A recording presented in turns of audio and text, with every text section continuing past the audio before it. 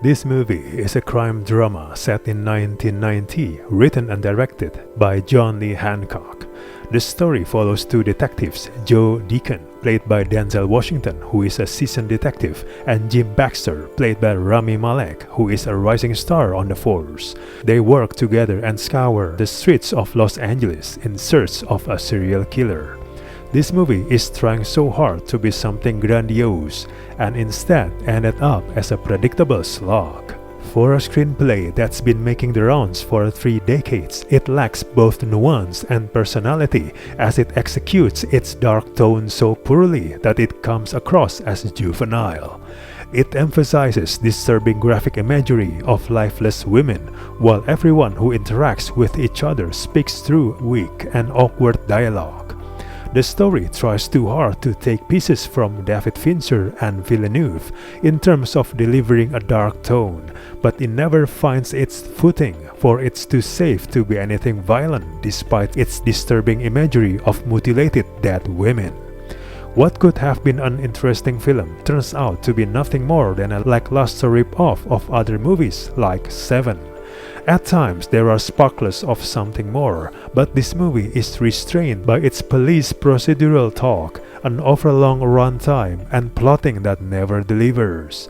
The film tries so hard to be unpredictable and mysterious that it becomes lost. The biggest problem is the writing and direction, which is unknowingly formulaic. The movie loses control over the narrative it tries to craft, but it doesn't help that the cast is working to the bare minimum of their abilities. The film rarely engages visually. It fails to capture the atmosphere of 90s Los Angeles.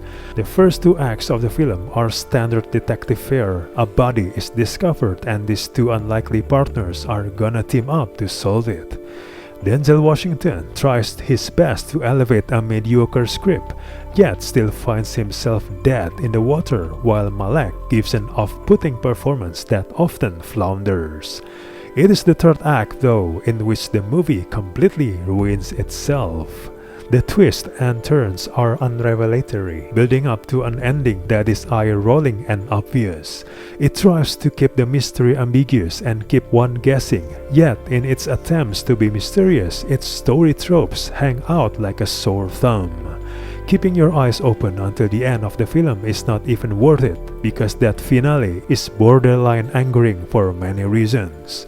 When you finally get to Joe's backstory reveal, it makes an unfair and ill-minded comparison between Joe's past actions and Jim's present actions, on top of throwing in the meaning of the film's title.